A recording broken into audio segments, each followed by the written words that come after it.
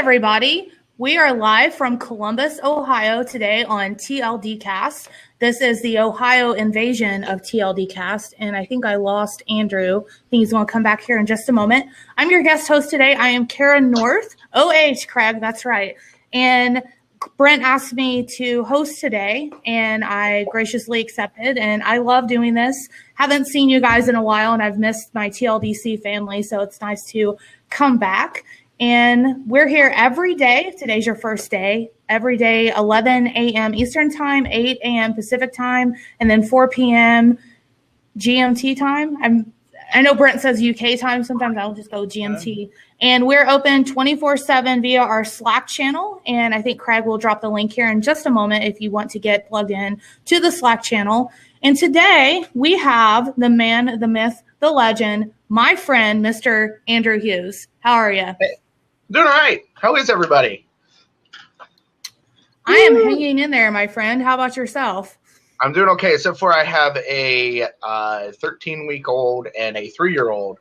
So my eyes are burning because I am lacking of sleep. Nothing else. So just letting everybody know. So if I look like I'm about to just fall asleep while we talk, it's only because I'm up all night. And then I live and die by monsters. So this is the only thing keeping me alive right now. But I completely understand where you're coming from. I very busy this semester too, so I can certainly appreciate no kids at home, but a really annoying cat. So he takes up a lot of my time. How long do you have? How long do you have yet? It depends. So I'm kind of at the mercy of the scheduling system here at Ohio State, but I would say optimistically 2.5 years, realistically probably 3.5 years. So it just kind of depends on how quickly I can get through everything. But it's a different world taking PhD level classes, and I certainly have a newfound respect for anybody that is able to work full time and go to school. It's a very noble thing to do, and it's very difficult. And being able to survive is honestly thriving at this point. So. Yeah, I commend you for doing it, and I hope that it goes very well for the next couple of years. But the only thing I can tell you is have fun with the dissertation. Good luck with that. Oh, yes. Yeah. My problem is I like too many different things. Yeah, I was going to say, I was going to ask, hey, look, we got quite a few people in here. Hey, Mark. I know. Other Mark, what's up? You like my camera work, Mark? I don't have a legit camera. It's the camera on my laptop. I'm so lazy. I didn't even put a mic on today. You're lucky I'm even wearing clothes, to be honest with you. So, no, that's what I was going to say. All right. So, no, I have not broken out the flip-flops yet. So, no flip-flops, guys. Sorry. Not yet. But soon. We're almost in flip-flop weather. For all of you that don't know. Yeah, the weather in Ohio has been bad. Yeah, right. For all of you who don't know, we're both in Ohio. So at 9 a.m. this morning, it was 32 degrees. By 5, it's going to be 70. And then by midnight, it's going to be about 13 and snowing. So get used to that if you come to Ohio. All right. So why don't we talk about you guys at Designing Digitally have some pretty big news. You just won several awards. How about we talk a little bit about what that process was like, and if people have never went through the process of submitting something that they built for an award, do you care to kind of break that down and explain a little bit more about what that looks like? Yeah, sure. I can do it on a couple capacities. We've won a multitude of different awards, Horizon Awards, Brandon Hall Awards, recently winning Demo Fest for the Best Game-Based Learning Solution. We've won Serious Play Awards, which is serious games in corporate and government industries. We've won awards at Game Tech for the most innovative learning experience. And each one of the awards, there's a couple things that are very, very important. It's not necessarily just about how cool this thing is, but what are the results from actually producing this type of experience. One of the things that I can tell you, a Brandon Hall submission, on average is about anywhere from 17 to 20 pages long. So they are not just take a copy of maybe the public case study and put it out there. It's very in-depth and very detailed. Now, each one of the contests is a little bit different. The Horizon Interactive Awards is about interactive media. So they're looking more for the interaction rather than what Brandon Hall is looking for, the results and the impact. What the Horizon Interactive Awards are looking for is, how did you engage people? How did they interact with this? How creative and fun was this to do? So it depends on the industry of what you're submitting. The serious play is really looking at, how did your game actually make an impact, and how did your game actually change the learning behaviors within inside of those people. And that's really more focused towards the military and a completely different realm of what we're doing in corporate training, or even in the K through 12 or higher ed. And then there are things like the eLearning Guild's Demo Fest, which I found is awesome. The way that you do that is you actually submit a project, and then the eLearning Guild, Mark and Bianca, which are great, they evaluate and they make a determination on which ones go into the actual Demo Fest. And then that runs for about an hour to 2 hours. And what happens is people that are at the conference actually walk up and down and use their phones and vote based on you kind of explaining your project. And so we were able to actually win one this year with Longhorn, and that would be Darden, and we built their first actual game-based learning experience ever used at any of their Longhorn restaurants. So very cool. For Procter & Gamble, we won for Horizon Award for building a 3D simulated experience over their safety process and protocols, and inspections of actual facilities for Procter & Gamble. Then we won one for Wyndham Hotel Groups for developing out an innovative onboarding process for their managers.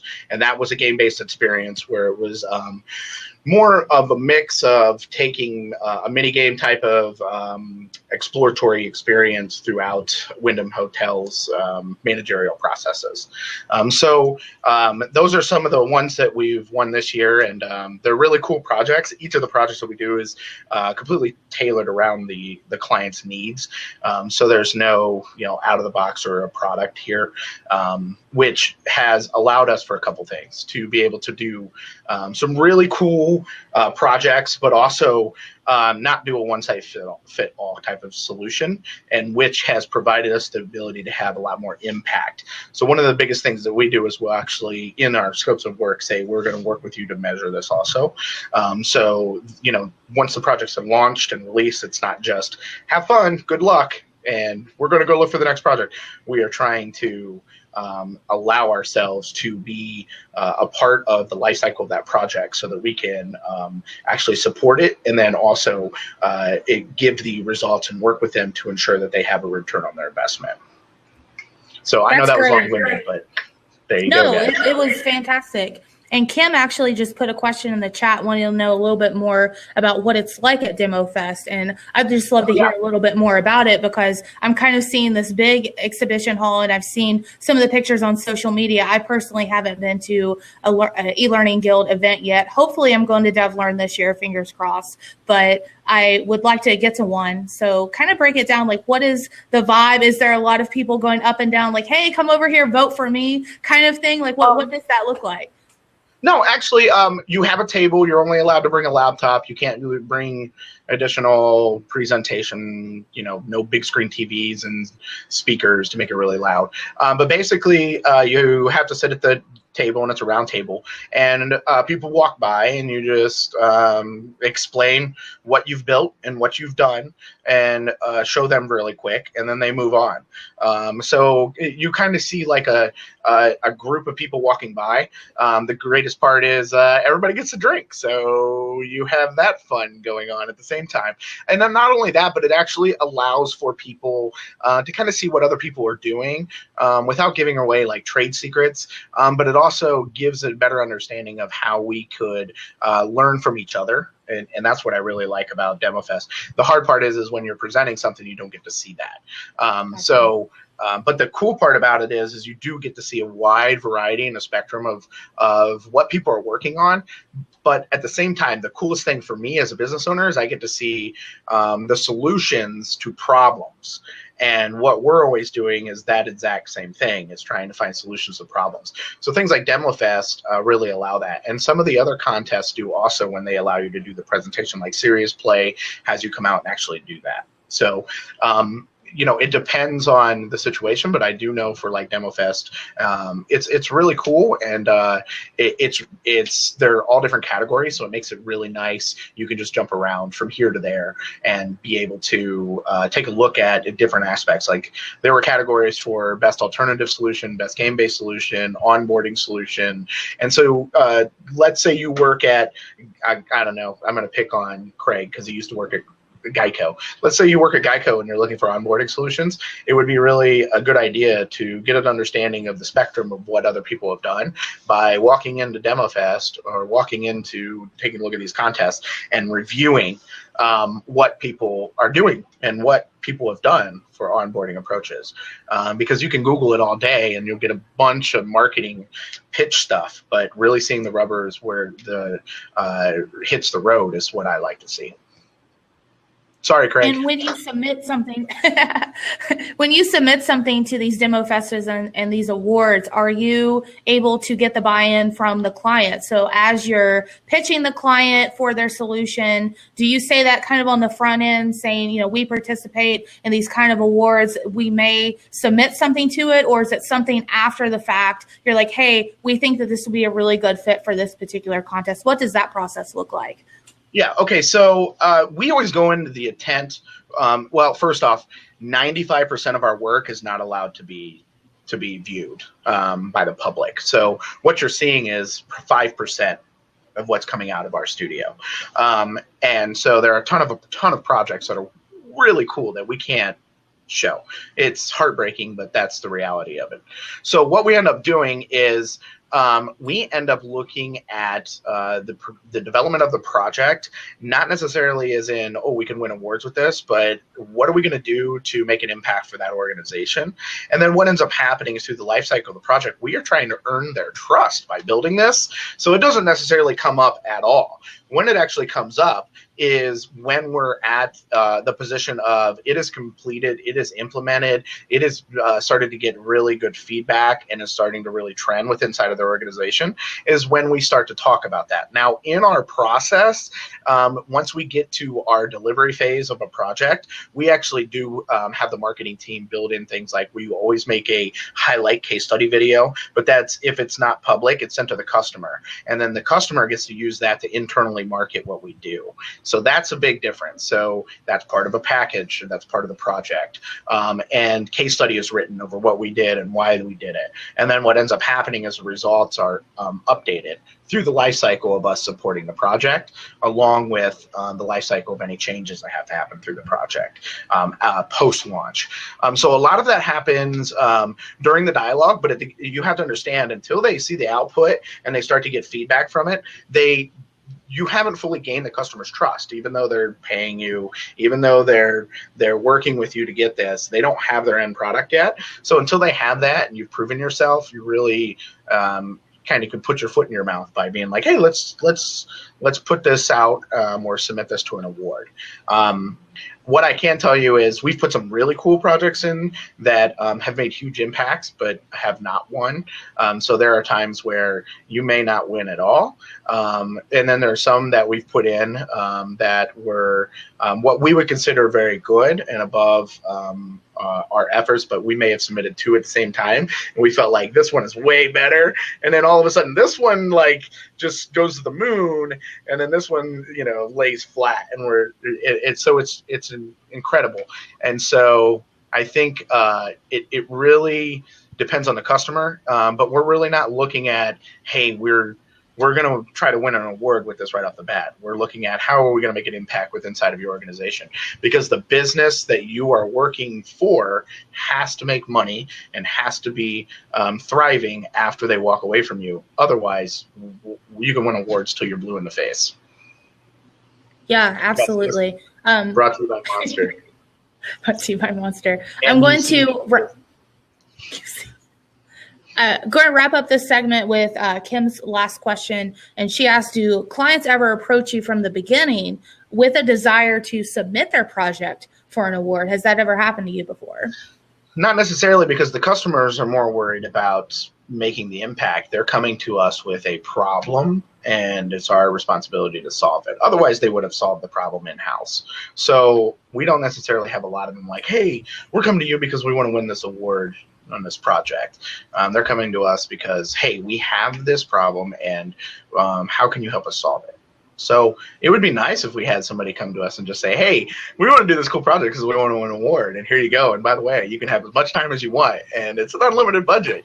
But I've yet to find that client. But if any of you know them, hook a brother up. All right, I'm going to switch gears just a little bit, and Craig and I actually have a little treat for you. What we've done is Craig is an early bird, just like I am, and I know this through Waze of all things, okay? So I'll drive to work 5:30, 6 o'clock in the morning, and he'll send me the beeps on Waze, and so I know that he is up the same time that I am. And so for today, I wanted to mix it up just a little bit, and we know Andrew. We love Andrew. He's a great friend to the TLDC, but sometimes we just look at ourselves just in this box of we're in learning and development, and that's all that a lot of us know about each other. So we thought it would be fun to have questions today that I'm going to ask Andrew. I'll also answer them, but I want everyone in the chat to also be a part of this. So Craig has the questions, and I've already sent them to Andrew, so none of these are a surprise. And so our first question of the day is, what is your favorite video game and why? So, Andrew, you want to go ahead and start with that? Ooh, this is a good one. Okay. Like, absolute favorite? Sure. It's, okay, that's really hard. Okay, so for me, if it were right now, it's got to be Fortnite. If it's overall, it would be Assassin's Creed 3. No. Back up. Erase everything I said. It is, hands down, Red Dead Redemption. You are a Wild West guy that just runs a moral cause, and it's amazing. And Red Dead Redemption. To give you an idea, I have pre-ordered Red Dead Redemption 2 in last October, and it is yet to come out. Yeah, I think they just recently pushed it back. Yeah, but I don't care, because the second it's the only game that I'll probably be there at the midnight, like, or the second that I can pick it up. So that one was big. I play all the Assassin's Creeds, and just so you guys know, it's a Rockstar game. Red Dead Redemption is just like Grand Theft Auto, except for you're in the Wild West, and it has the absolute best ending to any video game ever. And that's the best. A big statement. Yeah, I'm just saying. It really does. If you look up most satisfying ending of video game, I guarantee you it comes up. Satisfying ending of a video game. All right, as you're looking that up, I want to share my personal one. It is Star Wars Knights of the Old Republic for original Xbox. I could play that game multiple times over and over and over again, and that game introduced me that I do actually like RPGs. At the time, I didn't think I was an RPG fan, but then going through that game, it really opened my eyes to what you could do, especially the fact that your choices influenced your party. I thought that was so cool, and I'll never forget that. And I think that as a learning development professional, I like to get a lot of inspiration from video games. And why not? They're there. They're addictive. People enjoy them. I mean, why not take some of that inspiration when you can? Oh, John, actually, funny story about the D&D. Never really done it before until TLDC 18. And I think I scared everyone when I wanted to burninate the village. Oh, that was a good time. It was a good time. It was really fun. And I think Matt Pierce is actually going to be our guest on Friday. And I really hope he might give just a little preview of him as a dungeon master, because I am telling you, again, not complete noob to the whole thing, but I don't want to think of any other dungeon master in the world except Matt Pierce. I mean, he was incredible. He really was. He really, really was. Extremely impressed with his enthusiasm. I thought I was an enthusiastic guy, but Matt Pierce turns it on. If you can have him as a dungeon master, he will keep you incredibly entertained. All right, I want to call out some of the games that people in the chat like. Craig likes Destiny 2 and Absolute Galaga. Anna likes Zelda. Marco likes Fortnite. So are you Absolute Fortnite, or what's the other one? Players Unknown, Players Underground, Unknown, Battlefield, whatever. Sean likes Zelda. So, yeah, we got a lot of different things here. Zolt hasn't even finished Civilization. That's okay, no problem.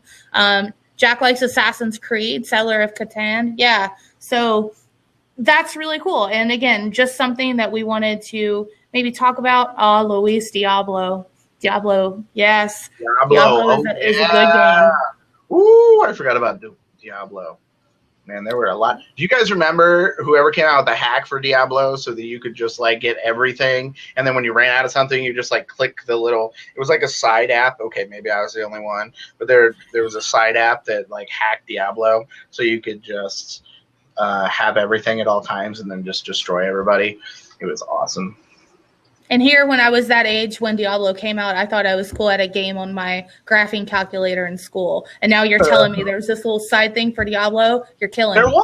There was this little side app. It was like a hacking app, and it would, somebody wrote it, and somebody way nerdier than I am, wrote that thing. And, no, it wasn't me. It wasn't me. I wish it were me. I'm not that smart. No. All right, are we ready to switch gears and go to question number 2? This one is really fun. So who is, and this is, I don't think Mike Simmons is here, of course not, but I heard Mike Simmons use this term either, I think, in a TLD cast or maybe on the Catalyst Cell podcast. Who is your knowledge crush? And by knowledge crush, someone that you admire for their brain and platform and what they put out there. And Andrew, if you want to go ahead with that. Oh, that's a good one. Okay, so if I were going to say knowledge crush, Gabe Zimmerman would be one. I think he knows his stuff about game mechanics and serious games. I would say Neil deGrasse Tyson for science and education.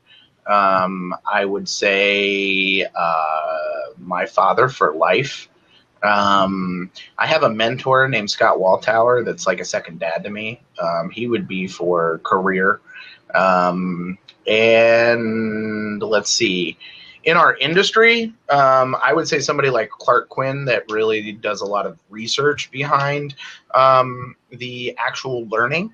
And the reason why is Clark and I were privileged enough to work on a project for Ping Golf. And Ping actually, the project ended up winning an award, a Horizon Award also. It won silver. So Clark has been somebody that I've loved to have those conversations with. I think there's a lot of people. I mean, the Marks that are in this room, Craig, Louise, Brent, you, Kara, you guys share such great knowledge. Anna, Megan, Torrance, the guys at Risk, Judy Katz, Jane, David Kelly, Mark Britt, Bianca, the list goes on. And what I found is each one of them contributes content material that I find very valuable for both of our industry and for internally and externally for my own professional development. There's a ton of people. So if I left somebody out, I don't mean it in any negative way. But that's my brain crushes, I guess. You better mention all those people you just said the next time you win an award. I'm just saying. I'm teasing. We have some interesting answers here in the chat. We have Ken Robinson for educational reform. Deborah says you, Andrew. What? Yeah. Anna Leach says me. That's really nice. Thanks, Anna. And then Megan Torrance for XAPI. John has a really awesome, I'm assuming, philosopher. And we got Josh Cavalier got a shout out, Malcolm Tucker.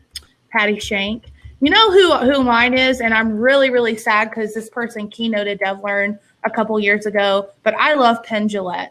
Absolutely love him. And the reason that I love him so much is because he literally just does not care what you think about anything. He is proud of who he is, and he is who he is. And I think I have a little bit of that in my personality, just a little bit. And I just love the fact that he is just so out there and is so intelligent about whatever it is he's talking about. And this is a guy that didn't go to college. Like, he went to like a clown college, and he's just been able to build this empire of magic. So I love him. And when I got to go to Las Vegas for my 1-year wedding anniversary with my husband, we had to go see Penn and Teller. And when we got to like meet him after the show, I just stood there and I was like this. And my husband was like, I swear she can talk. She's never been quiet before, that kind of thing. So it was just so surreal though. So I have to say Penn Jillette, and I'm not catching the bullets in my teeth, Zolt. That's bad news. So, all right. So Craig is shot coloring me. So we'll go ahead and go to number 3 and then go to a break. Have a good day, Anna. All right. And this one is a little bit more L&D inspired. So if you only had to use one software tool for the rest of your career, what would it be and why? Does the Adobe Suite count, or just one? Do I have to just use like Photoshop? Let's just say one. Let's just say one. Oh man.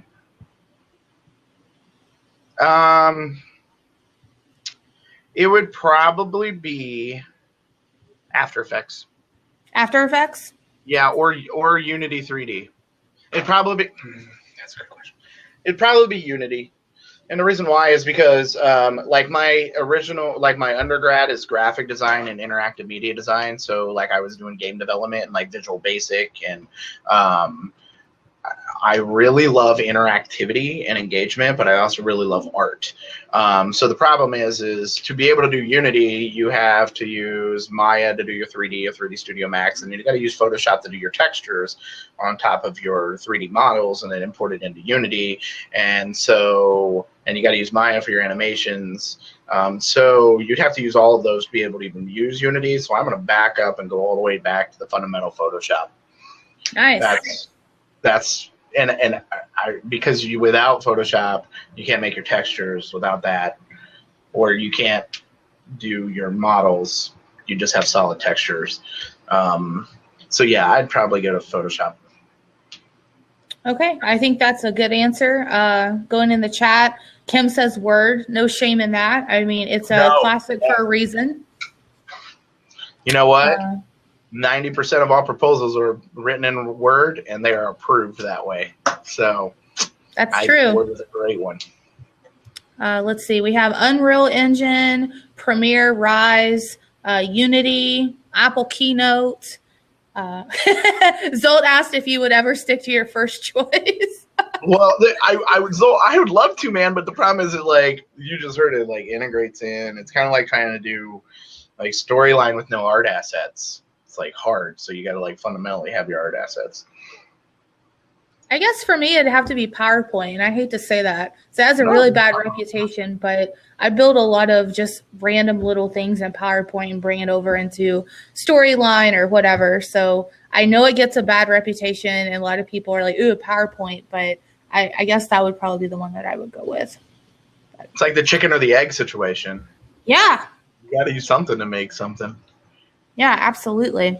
All right, I'm going to take just a quick break. So, Andrew, if you wanted to scroll back through the comments, drink some of that Monster, get you a second wind for the next 30 minutes. And I just want to give a quick shout out to everybody that's here today. Thanks again for being a part of the TLD community, TLDC community. We love having you. I call this my brain trust. I think it's fantastic that there's so many good people in learning and development. I've found that most people are good people in this field because the reason you work in it is because you want to help people do a better job, and that's what it's all about.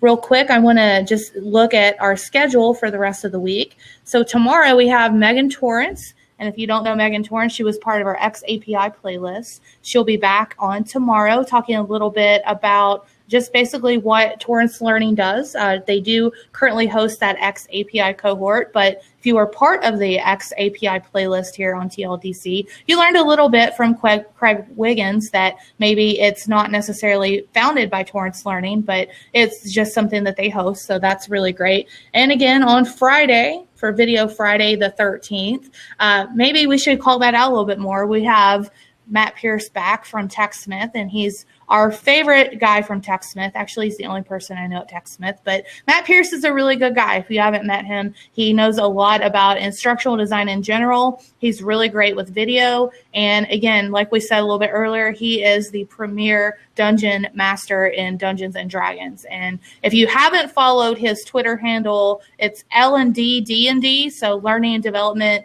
Dungeons and Dragons. You should definitely follow him. He has some of the funniest tweets right now. It never fails. Whatever he puts out, it always brings a smile to my face. Even if sometimes I'm like, I'm not really sure what this means, but I still think it's kind of funny. So anyway, quick shout out for Matt and TechSmith and everything that they have done for TLDC as a whole. So with that, I will go ahead and get back to our questions. And Zolt actually wants to add a question in, and I'll allow it, Zolt. So let's go with it. And so Zolt asks, and I just lost my screen here, if you had to take something away from L&D, what would that be? The buzzwords. The buzzwords and the hype cycle. That's what I think. Because we all get excited about a buzzword, and then we all get excited about the hype cycle. And then actually hitting the rubber where the road is where I'd like to see a little bit more of that. So I'm about results. There's enough thought leaders in this world. Let's see your work. Okay? Everybody can talk about how to do this. Let's see you do it. I knew you were going to say that. I knew, because that's like one of your little pet peeves, and it's also a pet peeve of mine as well. I've had this conversation with a couple of my coworkers, but for me, I think that we should get away from treating knowledge and the learning development process as currency. Like, we're the only people that can build learning experiences. We're the only people that can curate that content. I think that we need to focus more on supporting the employee and focusing on what they can do and bring to the table. Because if they have skin in the game, and it's not just your subject matter experts, it's somebody that maybe has a new innovative way of doing something, getting them involved in the process, I think it just bodes so much better for our reputation as a whole if we're able to do that. So that's like one thing that I would take away. And I think that we're getting away from that a lot, but I still know that there's a lot of people out there that probably approach it that way. And that's, again, peeve of mine as well, in addition to what you said about the thought leaders. But we've had that conversation multiple times. So. All right, what else do we have? We have learning styles, brain-based learning. Sean and I was actually talking about that at work the other day. And what was it you said, Sean, instead of brain-based learning? Put that in the chat so I can remember what it was. Something about foot. It was pretty funny. But yeah, I do think that, and what Deborah said, that sometimes we have more thoughts than completions. And it's easy because we have a lot of ideas. A lot of us are very creative in the way that we deal with what we do. And I agree, it's really hard. And I'll never forget this. I was at Learning Dev Camp last year, and I was in a session led by Megan Torrance. And one thing that she asked was, how many of you work on a single project, like at a time? And no one raised their hand. No one. And it's true. We have so many different things that we toggle as learning development professionals at a time that it is really hard to kind of sequentially get things done. So again, I'll never forget that. That's kind of stuck with me, and that's been almost a year. So, all right, executing our ideas. And the thing that Sean said was foot-based walking. So like brain-based learning, foot-based walking. I thought that was kind of funny. Zolt has ear-based hearing. But I mean, really, if you're going to learn, you're probably going to be using your brain, right? So, okay. Let's go ahead and go to, did you say that was number 4 or number 5, Craig? Can we go to number 5? He has number 5 in there. I'll go ahead and go to number 5. Number 5 is brought to you by Monster Rehab, the new peach energy drink, where Andrew is not being paid to sponsor this. Oh, goodness. No, it's all Sorry. good. All right. So this is number 5. Actually, I'll go ahead and go with what he said about the creative process. So what does your creative process look like, and where do you go for inspiration? Oh, okay. So that's a good question. The creative process starts out with us doing a detailed analysis and developing out a plan side by side with the customer, which is a lot different. We have a lot more upfront planning time that happens on a project than you may see from other organizations. So it's going to take longer and it may cost more, but there's a reason because we're looking at how to get those outcomes to happen. And from our creative side, here's the cool thing about our organization. It's consistent of instructional designers that play games. It's consistent of game developers that have passion for development of games and education. We have like our director of development that started as an interactive media developer, a couple of our project managers that were actual developers, and all of that inspiration comes from all of the things that we do as a team and what they do individually outside of designing digitally. So great example is there's D&D tournaments here. They play Yu-Gi-Oh tournaments. We have poker nights. Yesterday we played Kahoots, where everybody in our office had their phones and we had snacks. And believe it or not, one of our instructional designers that says she doesn't play games won the video game section of the history of video games section of us playing Kahoots. So everybody was like, we knew you knew it. We knew your stuff. And the inspiration really comes from observation of the experiences that we've seen in the past. And also one of the things that we've done is each one of our team members here has been rigorously trained on not just Bartlett's types of users, but also game mechanics, and also learning approaches, Bloom's taxonomy levels. So the cool thing is the developers can talk instructional design, the instructional designers can talk game development. And what I think is really interesting is, 7 years ago, when I would, promote that we build game-based learning experiences, people looked at me like, yeah, that's not going to catch on.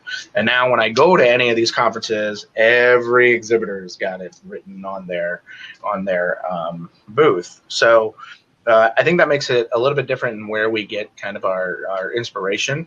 Like our team members go to GDC, our team members get to go to local game development meetups. Our gamification specialist has his own indie games that he's put out and has been successful with them outside of what they're doing with designing digitally. So a lot of the inspiration comes from the team members that really have a passion for doing this. There's nobody here that's just here and bolts at 4:59. They'll leave when they need to make sure that everything is done, and they love working here. So it's just I think that's where they get the inspiration. Very That cool. answer the question? Yeah, absolutely. And I like the fact that basically what you have built, you're now seeing other people do it, right? You're like, I was kind of a trendsetter, and now all these other people are doing the same thing that you guys kind of were talking about. So I just think that's really interesting. Well, the cool part is prior to starting designing digitally, I was working for a company, and I was making e-learning for General Electric's turbine engine plant. So I did a good 2 years of developing GE's, the GE 90 training. I was developing out e-learning and simulated experiences using JavaScript and HTML. And it was just really convert PowerPoint. I mean, it was just bleh. And I got fortunate enough to end up working with a guy at the Ohio Board of Regents there in 36 of Kenny and Kinnear, 36th floor of East Broad, downtown. And what ended up happening is we had a very large grant to build games for learning. And this was like 99 I think 2000, maybe 01. And we were building all these like games for the U.S. Department of Education. And that's when it clicked. And I said, okay, if there's these games for kids that they can learn, these kids are going to grow into adults. And when they grow into adults, they're going to want that same type of experience. Who's delivering that? And that's kind of how we came up with this concept of designing digitally. I didn't know that. Yeah. That's pretty cool. Yeah. Want to hop back into some of the other things that people had said about their creative process. So Craig says his is iterative, so he looks everywhere. And Kim says that it starts with the study of the content, and she's inspired by cultural interest, nature, and just knowing and observing people. Currently at work, I am working on a module for ethics training for teachers. So some of the stuff that I work on is assessment, the end of course exams through the Ohio Department of Education, and really encouraging teachers, don't cheat, don't try to do anything shady, because we can look on the software and know kind of what's going on. We have this digital breadcrumb trail. I was actually talking to Sean about this yesterday, and for some reason, like in my head, I thought about maybe I've been to traffic school a few too many times for some tickets, full disclosure, but they always show that video of Goofy where he's like the mild-mannered driver, then he goes, like, snaps. Yeah, so I had like this thought about like this mild-mannered teacher, like, you know, good, and then he makes that decision, or she makes that decision to become a cheater, and how would I articulate that? And we had a conversation about that. So for me, I think about what's something that stuck and resonated with me, and why did it stick and resonate with me, and what made it so memorable to me, and is this something that I can translate into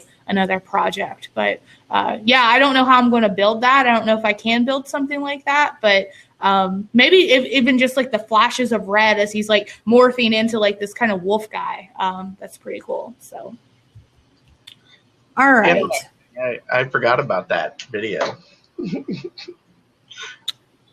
Oh, I think Craig actually put it there in the chat if you've never seen it. And then we'll go ahead and go to the next question, which is really quick. So do you prefer to work in a quiet or noisy environment? And if noisy, what do you like to listen to? Oh, okay. So that's a good question.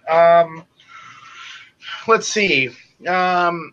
I listen to, it's on Pandora, and it's called Film Scores Radio, and it's a station.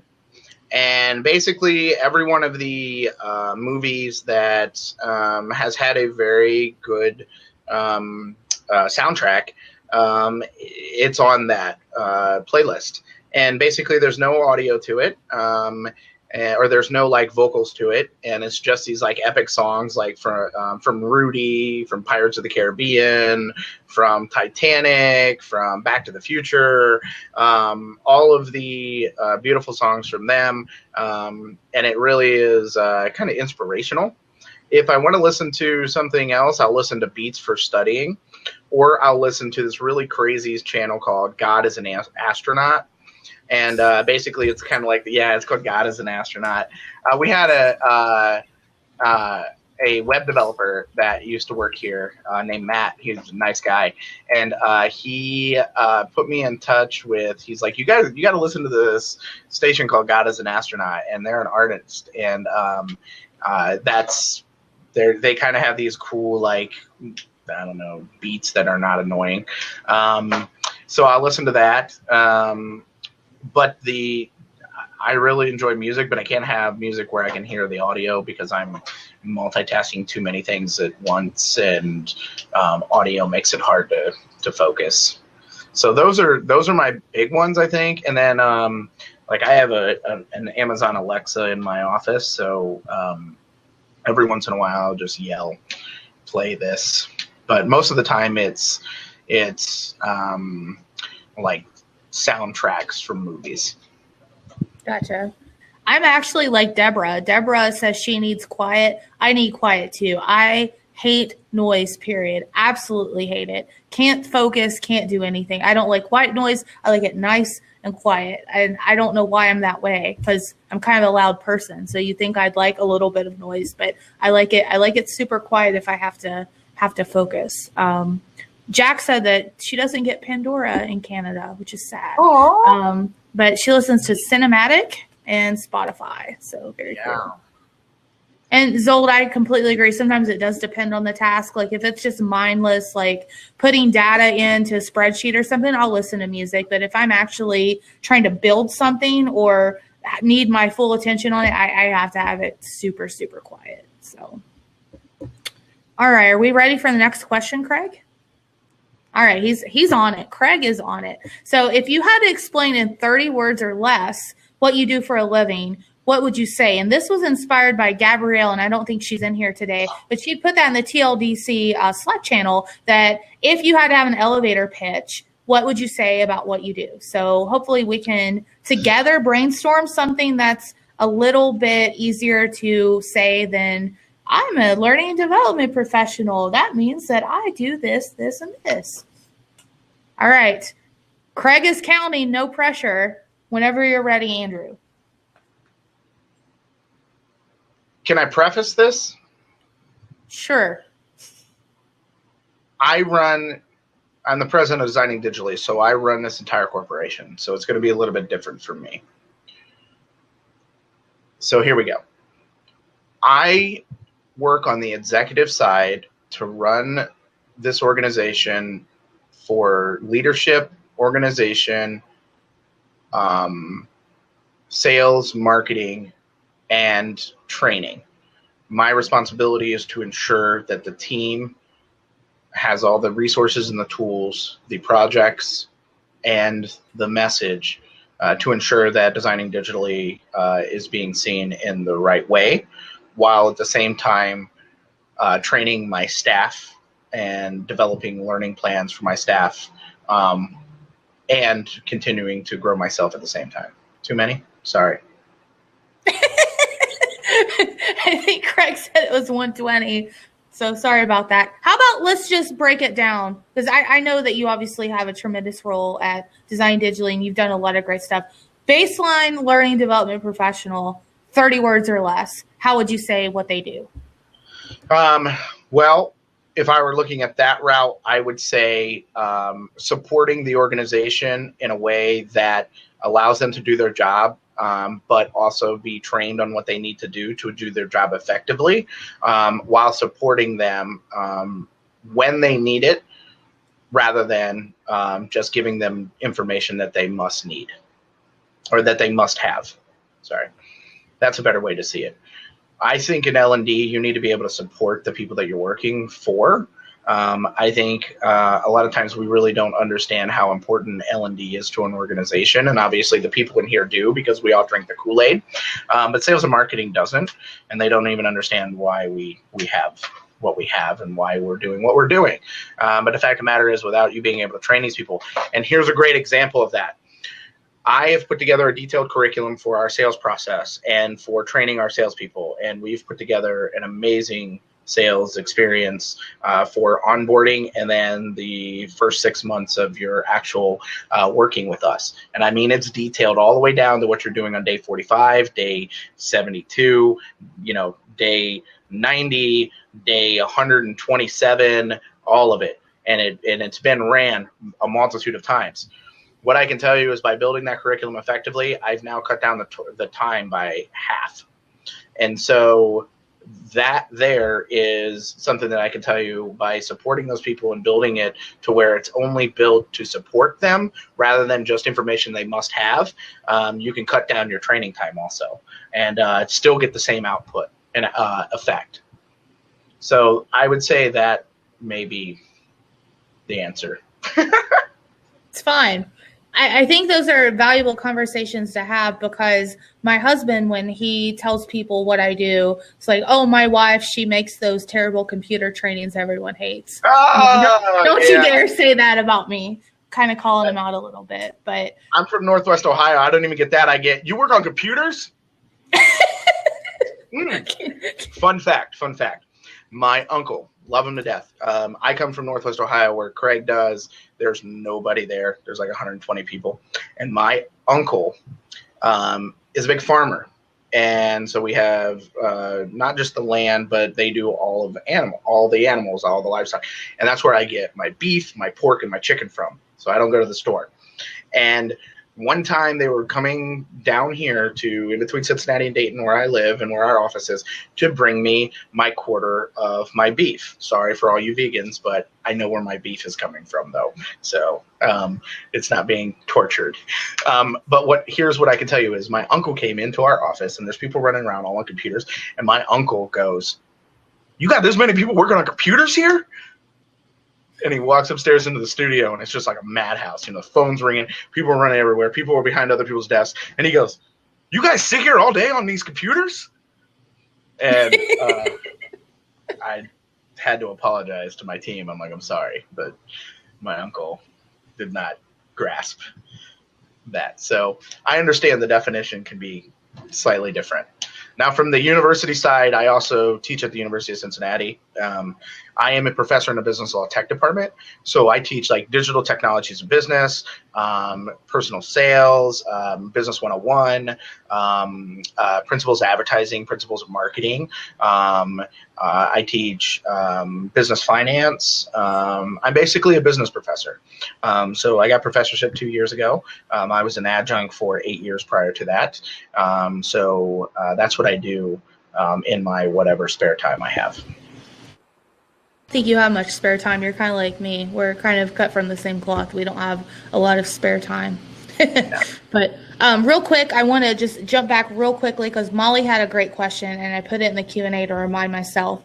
And this was about, I think, when you were talking about the gamification that you guys are doing. But she was wondering, how much repetition would you use in your gamification for training at the level 1 and level 2 levels of evaluation? Are you talking about Bloom's levels, I assume? I think so.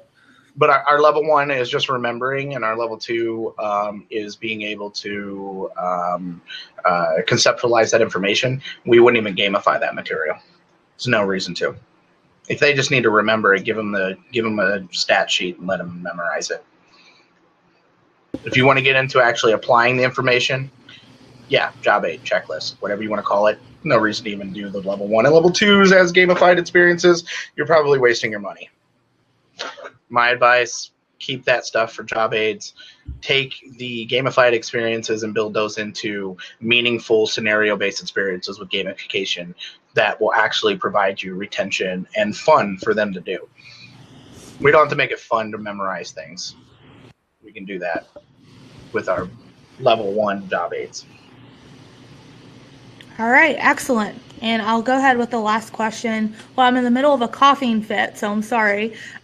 What is the biggest challenge that you face in the learning and development industry personally and or as a company? First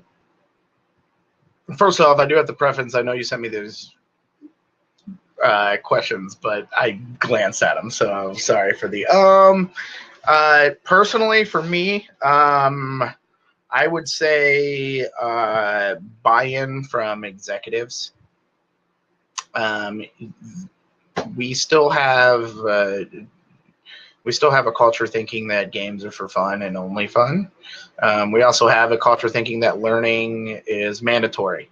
And what I mean by that is because we have to do compliance training, and let's be honest, I'm a CEO of a company. I'll tell you this right now. We have compliance training. The reason why we have compliance training is because I need to have a checkbox that says everyone here has done this compliance training and cybersecurity training to get our insurance. It has nothing to do with them learning that compliance information. That's the biggest difference. So I think what we need to do is take the mandatory stuff and separate that from the actual learning and development and call it required learning. And the rest of what we're doing, where we want them to learn this stuff because we have new products coming out, we have new processes that have to happen, things like that, that we actually break that apart. I think that would be excellent. I also think the buzzword thing drives me insane. You know, the badges are just replacing the PDF certificates we gave back in the 90s and early 2000s. You know, the micro-learning is just smaller amounts of data so that we can take the modules quicker. We've been doing 15-minute modules, 5-10-minute modules since I was at GE back in 1999.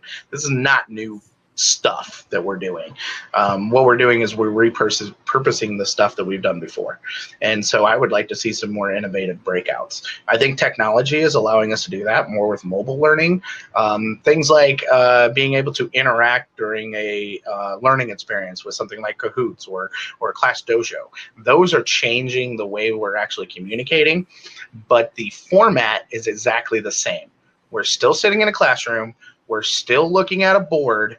We're still, instead of raising our hands, we're now pushing a button on our phone. Fundamentally, we have not changed a whole lot. We've changed buzzwords. We've repurposed words. We've repurposed art assets. But we haven't done a lot in that regards because fundamentally, the way that human beings learn has not changed. We have not changed from human beings on how we learn, just the mediums in which we use to learn. So those are the things I think. At least my opinion. Sorry if it rubs anybody the wrong way. I know how you feel about badges. I've heard it time and time again. I think TLDC 18 people were like sitting back in their seat when you went on your tirade about badges. So I knew you was probably going to say something about your badges. I've seen a lot of success with badges, but I don't want it to seem like it's revolutionary because it's just repurposed PDF certificates. All right. As we're wrapping up, I think the last thing that I'm going to ask, and this is kind of off the cuff, but it shouldn't be too scary, is I want to know where everybody's heading. So where's your next conference? Where's the next few places people can find you in the flesh if they want to come meet you and see what Designing Digitally is all about? Okay, so I can tell you this right now. I'm the type of person where because of having the children and because of running the company and because of the stuff that we have going on, the person that can answer that is Brittany in the other office because she knows where I go all the time. But I can tell you, if I look right now, I think I'll be at the Serious Play Conference in May. And where's that at? Serious Play. It's in Washington, D.C. Okay. And it is at George Washington University. And it's actually June 17th, I believe. Or it might be July 17th. This is the time where I don't go anywhere because I just had a newborn. So 2018 was Andrew dropping off of ATD, going to Learning Solutions, going to Serious Play, going to DevLearn. Then I will be here and I'll be on Training Magazine's presentations. And then I go to California for personal reasons, new business venture in May. So cool. We'll have talks about that later. Okay, what about people in the chat? Where's your next conference? We'd love to hear. Locally, I'll be on the Training Mag Network Master Series in 2 Fridays. Then I'm doing an Ohio University EdTech Conference, the Ohio State Innovate Conference, the the Learning Dev Camp in Salt Lake in June, TLDC UK, I'll be there with Bethany and Joe, and then I'm doing Ed Media in Amsterdam. So I have a couple busy months ahead of me as well. So yeah, looking forward to it. I've never heard of that one, Jack. That's cool. Yeah, Learning Dev Camp, ATD San Diego. I'd love to go to an ATD one at some point. It's just more about the funding and getting out there. So, all right. Well, thank you again, Andrew. We love having you on TLD Cast. We never know what to expect. We always learn something new about you. You're like an onion with many layers. Brought to you by Monster. The only thing that keeps Andrew alive. All right. If you want to drop and maybe in the chat, where people can find you on Twitter and the Design Digitally link, and I will go ahead and close out your video, but you will still be here to answer questions. Oh, I did want to do one more thing real quick. Oh, let me bring you back. 1 second. Sorry. No, you're fine. Our director of development is out today, and I wanted him to join us. But since he's not here, I just wanted to say, hey, Nick, good to see you, buddy. We went ahead and made a bobblehead of Nick since he can't be here. So thanks for being here, Nick. Everybody say hi to Nick Taylor, our director of development. I'll make sure he's here next time, but he had to take the day off. So there you guys go. there are bobbleheads of the executive team laying around here and the directors. So if anybody wants to try to make fun of us, they can just pick it up and wave it around. So thank you guys. Sorry, I forgot. I was going to tell you guys that earlier. You're fine. Thanks, Andrew. Take care. All right. Thank you. And thank you guys so much for being a part of today. Again, we're here every day, 11 a.m. Eastern, 8 a.m. Pacific. We'd love to have you. If this is your first time on TLD Chat, please give us some feedback. You can actually send me an email at kara@thetldc.us, and I'll put that in the chat if you have any feedback on today's session. And I don't know if Brent will be back tomorrow or not. We will see. But again, Megan Torrance will be here, so be sure to check it out. Everybody have a great Wednesday. Wednesday's my favorite day of the week because it's hump day, and I love camels. So anyway, take care. Have a good day.